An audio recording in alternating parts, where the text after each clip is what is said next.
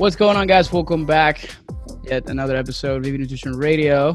This is a chit chat series, and as you may have heard, either last week or a couple weeks ago, chit chat series grew from being 2 people to now being 4, and it's 4 dudes and our 4 Latinos. So we're just here chit chatting about different nutrition topics. So, what's going on, guys?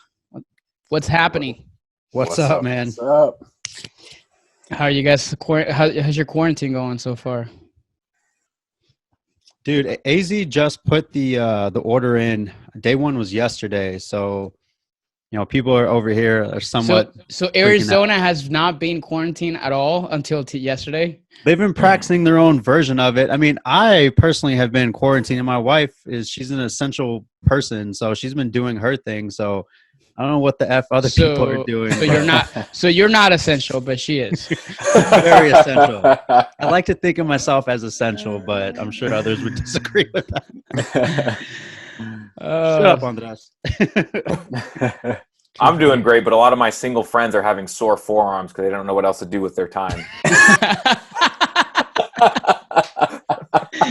I did see a picture. I did. My wife's home, so my forearm is actually smaller. So my work from home status is less gains in my forearms, but that's because she's here. God, my forearm's just huge. You're getting abs in there, huh? Yeah. But now that the definition's going, man, the definition's coming out. Oh man, this is gonna be a fun episode. Good. Welcome, guys. See, I have Tony. You got 4 guys. You got 3 guys blushing at once, man. That's pretty impressive. Oh my God. Typically, it takes a different kind of video for that to happen. Hip thrusting through quarantine. An all new episode. Well, with that said, oh wow. let's get into today's topic, which we were talking about earlier before this conversation, that one of the biggest things that a lot of people are doing, besides obviously thrusting in quarantine times, is actually. He's off site. He's off camera. Hey. I'm sorry, man. I can't right now. Just go ahead. I'm just gonna mute myself because I can't stop laughing. Oh, but well, besides that, obviously, one of the things that a lot of people have asked questions about being locked up at home is whether or not we should focus on weight loss with the current pandemic situation. So I wanted to kind of open up the mic to whoever wanted to maybe kind of share some perspectives. And I think, you were talking about Dezi, I think it was Jordan Side, who's he's been on the podcast before. He was talking about it recently. So why don't maybe you just kind of give some perspective on this, and maybe we can kind of hear each other's opinions on whether or not are you recommending your clients to lose weight at this moment. No, I saw this post the other day. I don't know which day it was, but it really resonated with me and what I'm teaching my clients. So essentially, Jordan Syatt had a video and was just talking with the client to say, should your focus right now be on weight loss? And he went into a bit more of the fulfillment factors and a bit more of okay, well, if you don't lose the weight during quarantine, what else have you learned? Which really brought up for me a lot of things that I'm teaching my clients right now. I mean, obviously it depending on their goal, but I will say, just from my standpoint, I've been teaching them a lot more about what does this mean for you? What other things can we add into your programming that are causing you to feel more fulfilled? Because if you get out of this quarantine and you're still making the results, but you're very unhappy, you've isolated yourself, you haven't really reached out to have these Zoom happy hours or to family members you haven't talked to in a while, and that has started to take its place. And it's man, if you got this banging body, but you're unhappy, then who cares? Mm-hmm. And, when he talked about that, it's something that really resonated with me. And I wanted to bring to this because, like I said, we have 4 different ways that we go about things with clients. But I think we all collectively have this overall goal where, 1, we want to teach them the science behind nutrition. And 2, we also want to teach them about connection and the importance, whether it is to their self goals, whatever that is. I thought it'd be a good, I wanted to bring to our table. Got it. You cut out on the last 20 seconds of that, but I think we got a pretty good idea of it. No, but I think my personal perspective on this is like you can't do it as long as it's not affecting it's like when you're saying your lifestyle and then you're feeling fulfilled. For example, one of my clients, she's kind of recurring to working out and exercising, not in the extremes, but she's working out a lot more than she used to because it makes her happy and it makes her actually not go crazy and want to, strangle her family, because like she's just so used to being working and going to places. So for her, working out as a gateway or some sort of kind of relief, like a stress reliever. So for her, maybe, and she may be achieving some of these goals that she's trying to do from like a weight loss perspective. So I guess there's different, you're looking at it from the perspective of fulfillment. What about from the health perspective, given, the current facts? And anybody can, chime in on this and maybe share some of your views. Again, Antonio or Nate, what you're doing with your clients, maybe even from health, from the health standpoint. Yeah. So I think at the end of the day, health in terms of mental, physical is always at the forefront. And so I'm always making sure that my clients are really happy with their status in terms of their, obviously their physical health, their mental health. But I have some clients that are in the phase of their nutrition and fitness goal where healthy behaviors are just part of their everyday life and they've been able to adapt. And so for those individuals, we're focusing more on kind of what Dezi was saying. We're focusing more on their careers, how they can become better professionals, how they can have more fulfillment in other areas of their lives. Because right now their nutrition they're in a routine. They have their routine down. So we're not really addressing that or changing anything when it comes to that. But then there's other individuals that were going to the gym frequently. They were doing, very high rigorous activity. And so obviously things are different now and they're not able to provide that same level of intensity as they would in the gym. So I actually have a couple clients that I've kind of transitioned more into a maintenance phase right now.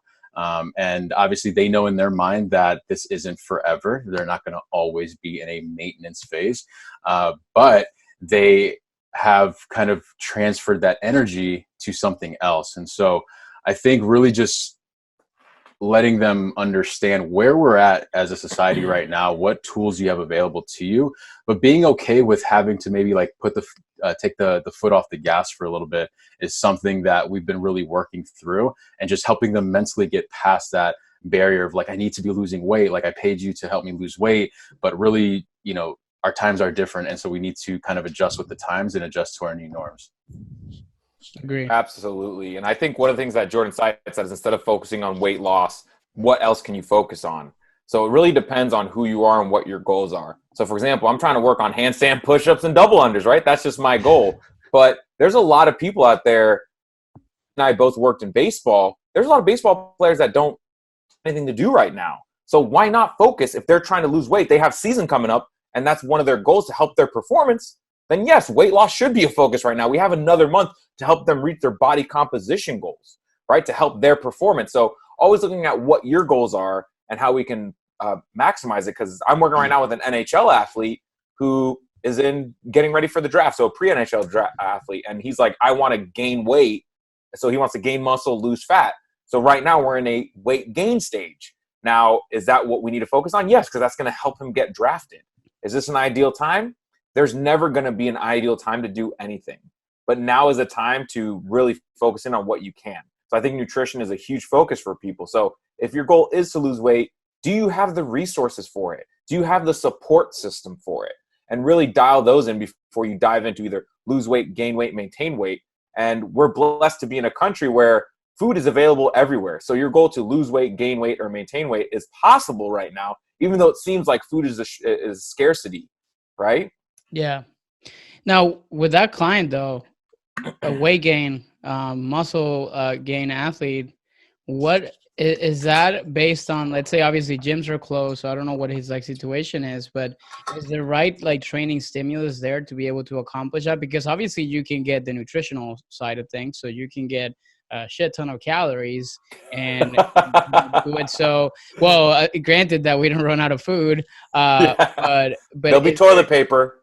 But is there what's realistic at this moment? Because I've had clients actually coming to me and asking me like, can I, and this obviously kind of goes into like, can I gain muscle during this time if I'm like more, focused on exercise and that kind of thing. For example, if people are doing all these like home workouts and they don't have like, minimal equipment, is there a training or exercise stimulus there to be able to accomplish that goal? Or do you actually maybe scale it back as far as like, okay, maybe right now we need to increase your calories, but you may not be able, or depending on what you have access to, you may not be able to like exactly like, put on muscle mass, but then what we're just trying to do is just making sure you're kind of maintaining what you have? Or what does that conversation look like right now? Is that directed to me or Yeah. I mean, I'm just wondering what you're doing with that client. Because I have something to add to that too, because I have someone who's doing the same thing. So Tony, go ahead and I'll add to it too. So right now, funny enough, this person is recovering from an injury. So they just had surgery last week. So we're actually trying to preserve muscle mass because they won't be able to do any workouts, at least for these next couple of weeks.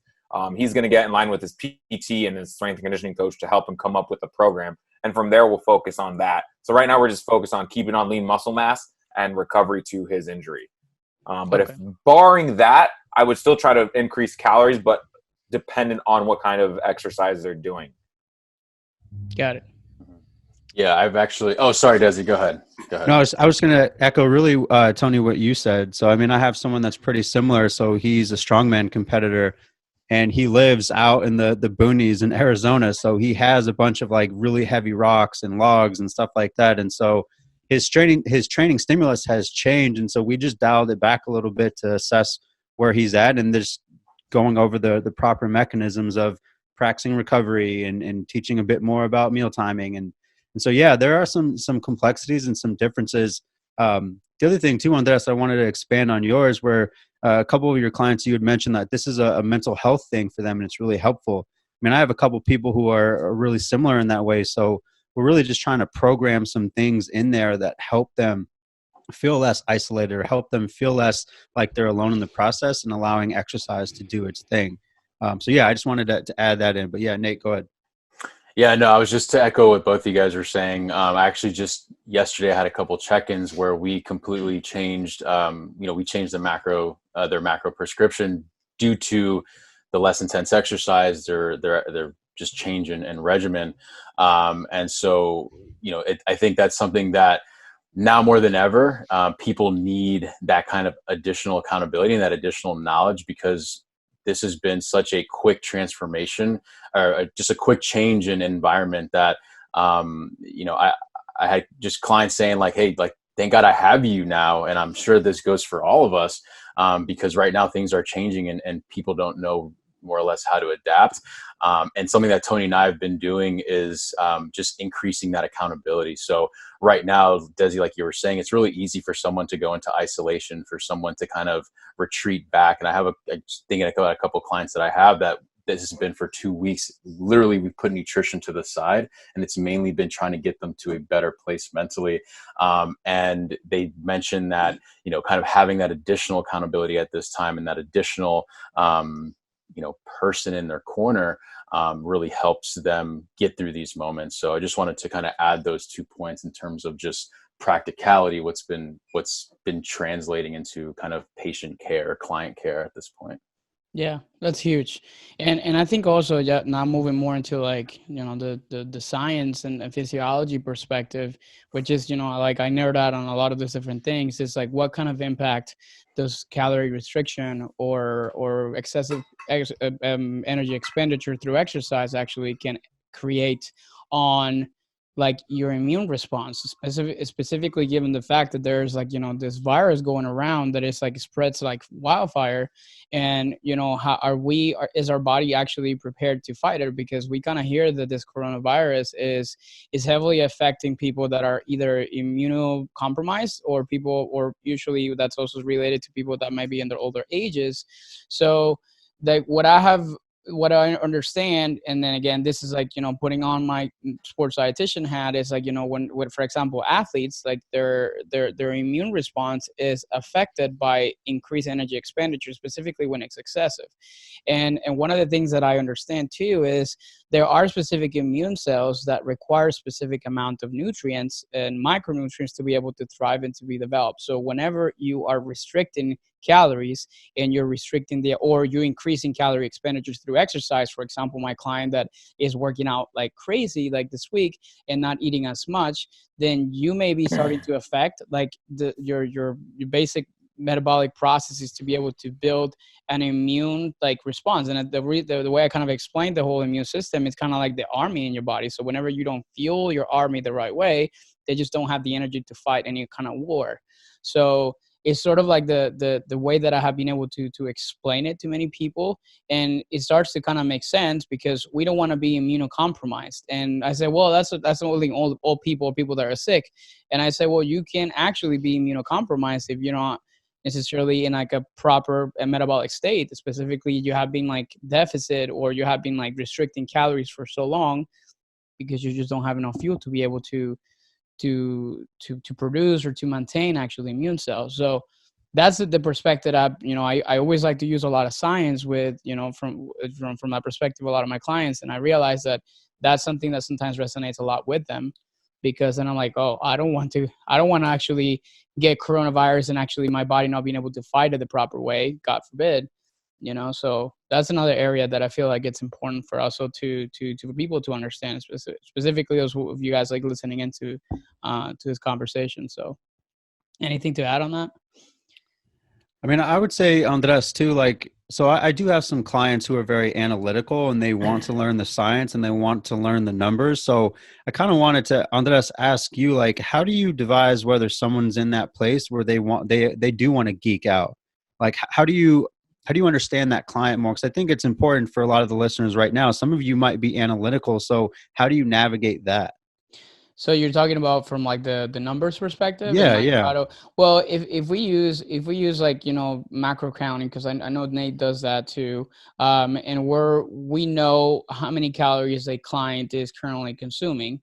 And let's say, for example, like we calculate them to be, let's say, a female at like, 1,900 or 2,000 calories as a maintenance state.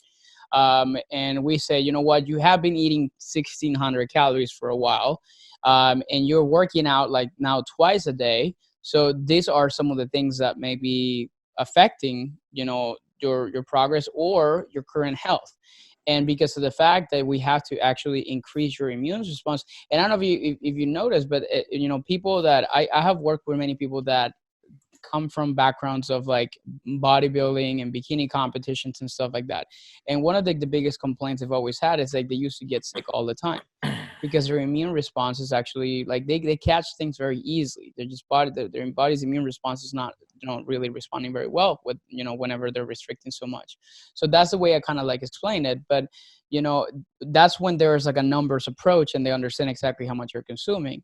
Now, from like the behavioral standpoint, and I think Antonio can kind of speak more on this side, is, are you actually following your hunger cues? Are you hungry all the time? Or if you're not, then you may be eating enough, and you actually are you adding a good combination of like all micronutrients and color into your plates and good amounts of lean proteins and things like that. So there are ways to look at it without necessarily counting macronutrients. Antonio, you want to add it to that? Yeah, to that same point, how many people have we all gotten that they come to us and they've been eating 1,200 calories for females, or guys eating 1,600 calories, and we tell them that they actually need to eat more, and we help their immune system, right? Mm-hmm. So it's actually maybe now's the time to find someone to work with that will help you if you are looking to lose weight or maintain your weight, that can help you do that. So kind of going into that, number one. Number two is just exactly the micronutrients. How many colors do you have on your plates? So we've done challenges on our Facebook group. We have clients, sometimes their goals could be at least 5 colors on your plate, right? So chicken, white, carrot, orange, greens, green, tomato, red, right? And then some sort of carbohydrate, which will be brown, right? So trying to mix up the plate to get the most of those macronutrients. Or if you're making some sort of smoothie, so Alyssa's actually not been liking, my wife hasn't been liking salads lately. So we made a vegetable soup that GB inspired because I remember I came over to your house once and she made it and I was like, oh, that's such a great idea. So we have some zucchinis in there. That's another great way to add color without having to eat just salad, which some people are like, oh, you're going to make me eat salad. It's like, no, you can do it a different way. So trying to find different ways to add more color into your diet is definitely a number one thing. And now that we don't get to eat out as much, you should be cooking more at home. And if you are going to eat out, still do takeout, try to find those leaner options, because going still for the fried food at every meal is going to not help your immune system, right? That cause of inflammation. So making sure if you do takeout, make smart choices, not just keep going to comfort food, because during this time when we're in a pandemic and people have that anxiety issue, they may go back to that binging cycle or just go to those comfort foods and forget the things that they've learned. Yeah, makes sense. Now, what about those that are overdoing it? So we're not talking about like calorie deficits, but then obviously they don't have the guidance to understand really what is, what happens when we overeat, and we're overeating maybe some of like the wrong things, and there are specific, for example, like there is a correlation between highly processed foods and like high sugar intake and inflammation, and inflammation can lead to like inflammatory or immune responses that can also alter your immune system. So this is obviously for those that are like snacking too often, especially during the day. It's funny. I was like, I wish like I had my phone in here. I don't know where it is, but like one of my clients this is the most, like I laughed for like literally like longer than I laughed with the thrusting commenter from earlier. But literally, like she showed me a picture and she's like, look what I have in my fridge. So you open up the fridge and she wrote like a big sign inside of the fridge that says, "You are eating out of boredom. Shut the fucking door." And then her husband or her That's boyfriend, awesome. They're super funny, right? So like, people, if you listen to this, don't feel offended or you feel fat shamed. But literally the husband wrote at the bottom, sign, "You fat fuck." So it was too funny. But again, not to be offensive, but I guess like, the question here is like, what are some of the things that we need to be aware of as far as like overeating? On our last conversation we talked about, ways to create routines and stuff like that. So we're not looking too much into that, but it's more of, what are some things that we need to be aware of from like nutritional standpoint that may impact either your immune system, your health, your weight, and may put you at a worse space or a worse, spot at the end of this entire pandemic and quarantine than you were when you started it. Who wants to go first? I mean, I think primarily a lot of the people that I'm talking with, a lot of my clients are men. And so I think packaging the emotional eating has to be different. Because for me, I can talk that language. I started my career very much in mental health and eating disorder. So I can speak that language, but I have found that using the terms emotional eating or things like that, most of my guys are like, wait, what? No, I'm not emotionally eating. Like, I don't have an issue with that. But the way that I usually package it is to talk to them about more of boredom eating and talking to them more out of eating more so out of just sheer boredom versus actual necessity. And so I do educate them a lot, especially Castillo, you were talking a bit about this, about hunger cues, about the role of their behavioral pattern. So if in fact you do have cravings, what does this mean for you? And really providing them a lot of education, because it's been hard. It's something definitely that I've had to navigate differently, because people will come in and they don't have any knowledge about how they eat or why they eat. And so sometimes it's just something that they've always done. And some of those signs that Andres, you talked about, need to happen. Obviously, depending on who the client is, in a way like that, or a little bit nicer way where it's like, are you actually hungry? And then guiding them through the process. I mean, that's something that I'm seeing on my side that I've had to learn just as a coach. Like, okay, I got to package this differently because everyone does it.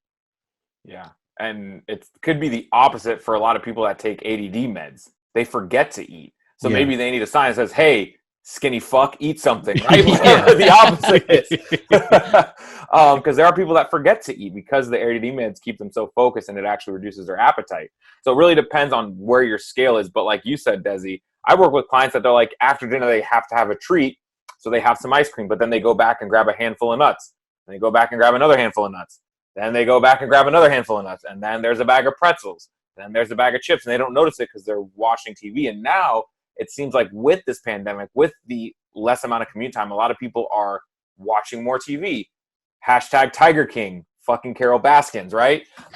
Dude, I'm on episode 3. Dude, she did it.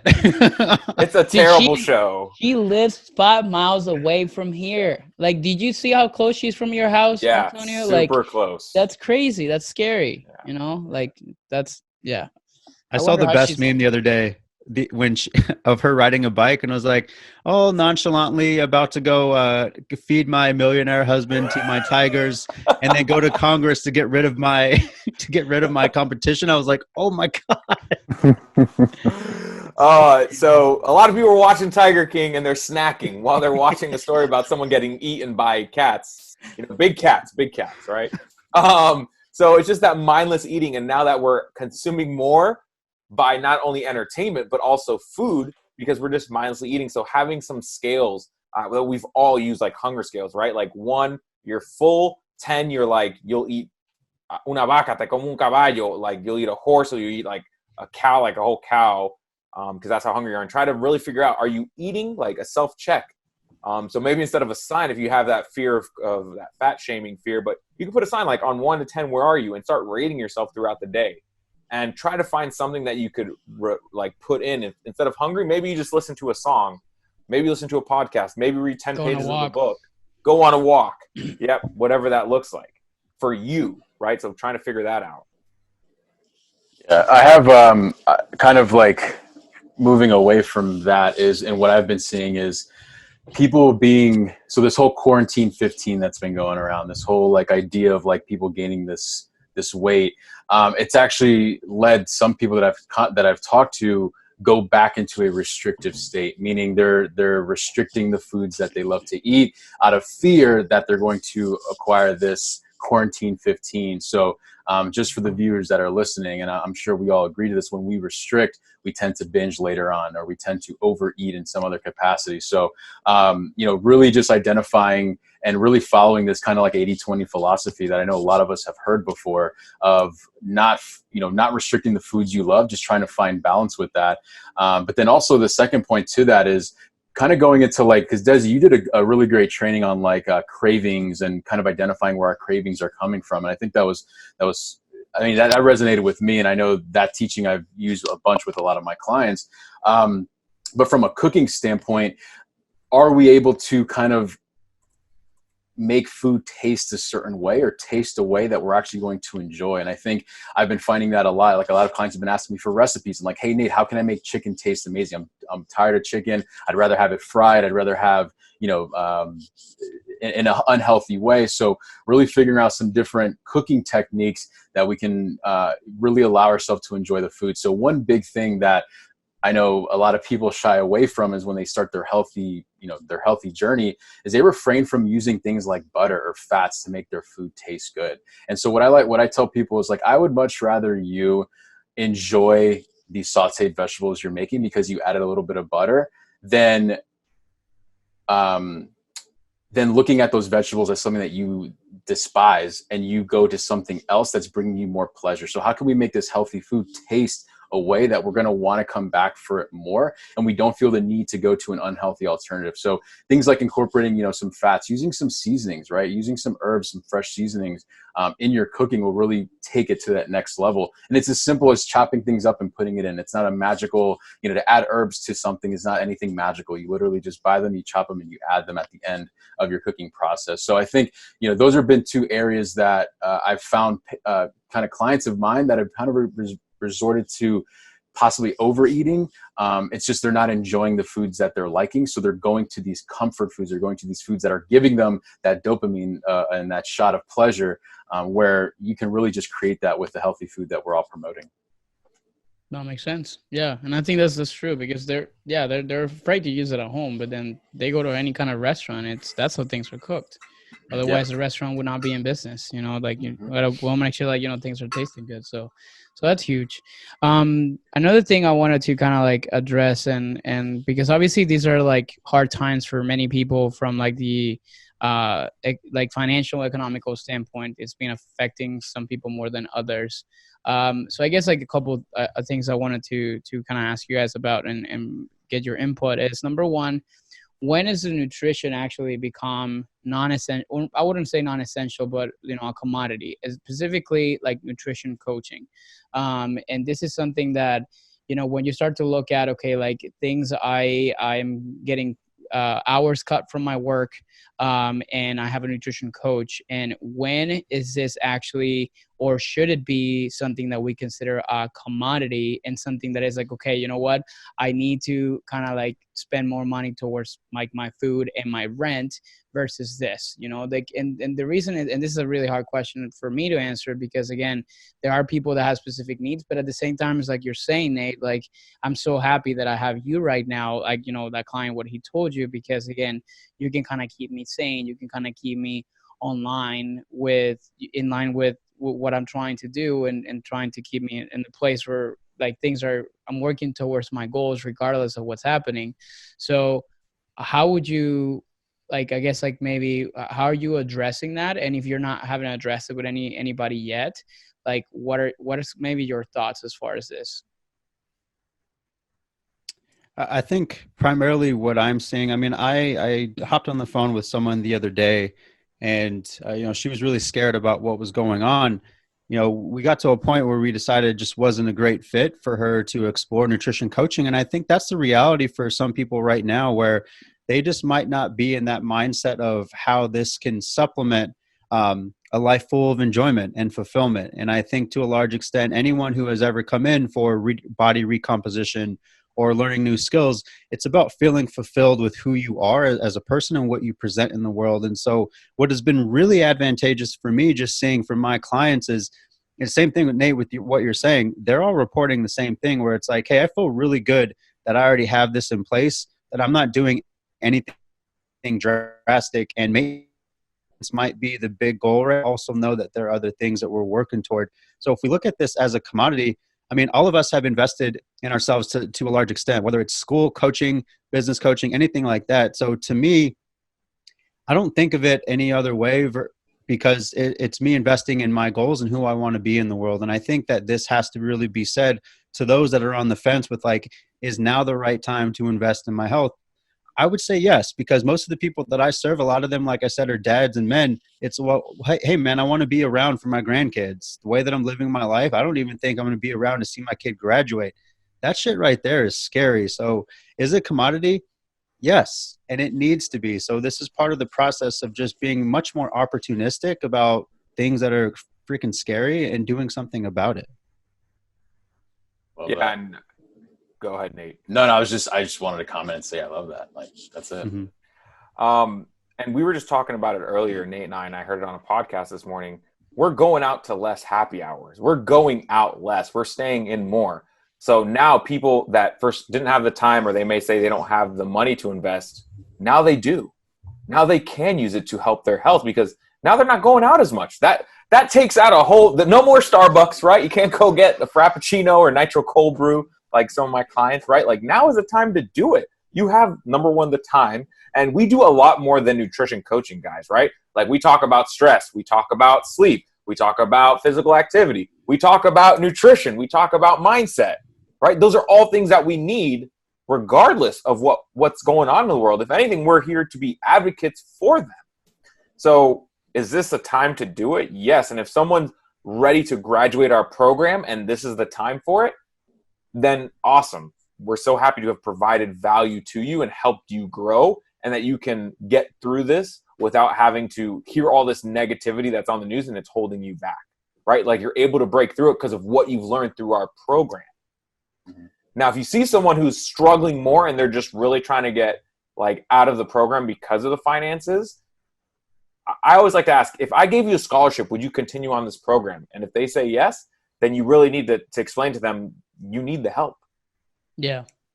There's just people that really kind of it becomes something essential because they just need direction. Otherwise, they could end up in a place where just it's not worth it. You know, I've had clients come to me and say, you know, if I don't commit to myself right now, I'm afraid I may end up in a hospital in like 6 months because of my blood sugar or whatever might be the case. So, I think there are situations in which this just obviously becomes more than just a commodity, just becomes something essential.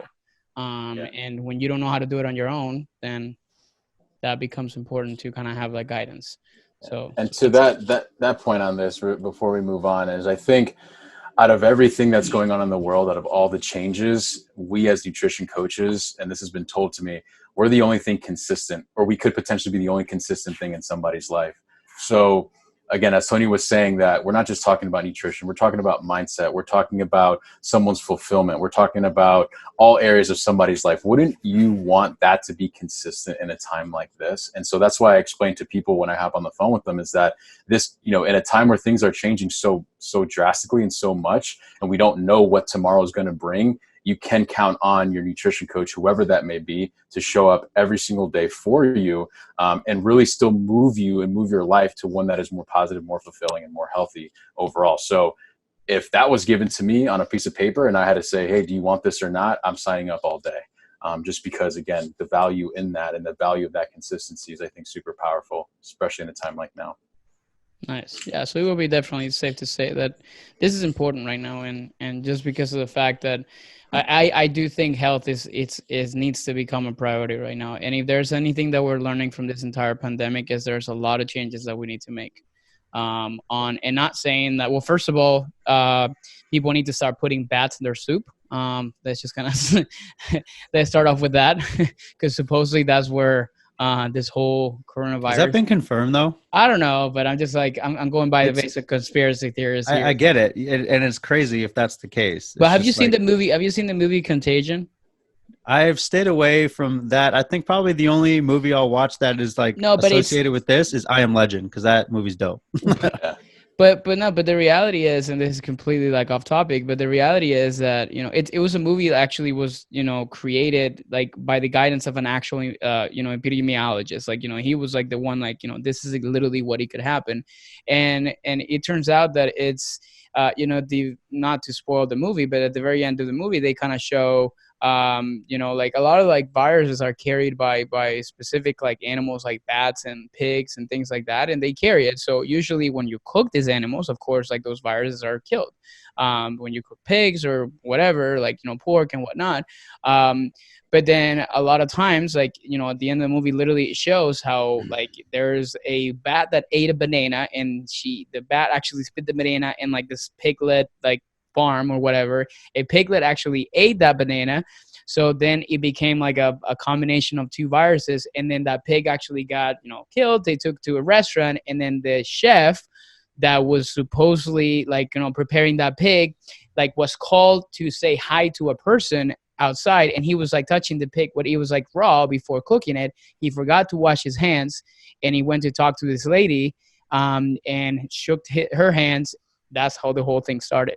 And that's, a lot of times, like, and this again is completely off topic, but it just kind of helps us. If there's like crazy pandemics like this, that this is the first one's ever happened to this magnitude in 100 years, because it's literally the last one happened in 1918, or at least like of this magnitude, like, hundreds of thousands, like maybe millions of people affected by it.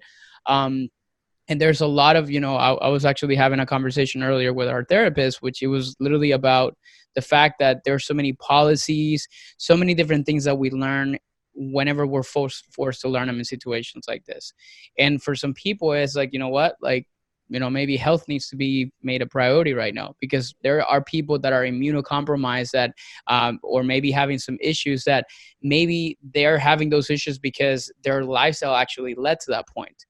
And now they cannot fight a virus because they're just at a point where they just can't do it. So I think indirectly or directly, this whole pandemic is teaching us all a very important lesson. And from the nutritional standpoint, in my opinion, being locked up at home by force, you have to get resourceful. And I think, people are eating, like you said, Antonio, eating less out, less happy hours, drinking less alcohol. Well, maybe at least we're spending it. Some people are drinking more. Some people are drinking more. I've been seeing that, like, oh my God, I forgot what a hangover. Like, yeah, motherfucker, drink some water. Yeah. Hydrate, Dezi. So I guess it depends. But yeah, but I think it's been a big learning curve. Well, before moving forward, thank you for ruining Contagion for us. Next week, we'll be reviewing another movie. If you guys put in the comments, we'll have Andres give you the details of that movie because I know you were going to watch it. You should still watch it, though. Like, not now. I know what happens. Wait, is that the one with Kate Winslet? I don't know. It was released in yeah, I think so. Okay, with Mark Wahlberg too. And, it's old. Yeah, it's like it's like there's like two. There's a super old one and there's like a newer one. Yeah, but watch it. It's cool. It was actually like the #1 movie like last week in the world right now, like being watched. So next week we'll be reviewing the Tiger King, and we'll let you know if Carol Baskins did it. We'll actually bring her on the podcast. We'll just be like, hey, we want to bring you in. Big cats all around. Tell us. Cats and kittens. Tell us about the nutrition for tigers. Like, what did you feed? Humans. I mean, that's crazy. But no, that's honestly all I had for today. I don't know if there's anything else that you guys wanted to discuss or something lingering out there here in nutrition, thrusting or anything of that sort. Big forearms. Big forearms. How to get big forearms during quarantine. Because they're cracking open more beers. That's why.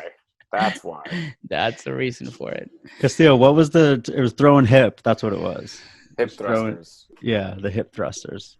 Oh, hip thrusters. But, awesome. Well, thank you guys so much for taking the time here today. I guess like we'll kind of wrap it up for today. And of course, if you guys are listening to this and there's any specific requests for anything you guys wanted us to kind of cover and provide our insights or kind of nerd out on specific kind of science topics or nutrition related, let us know, either contacting us or on Instagram or our websites, email, however you guys want to contact us. In the show notes, you're going to find all the information and all the direct links for all of our social media channels in case you want to find out more. So thank you guys for listening in to another episode of Vive Nutrition Radio.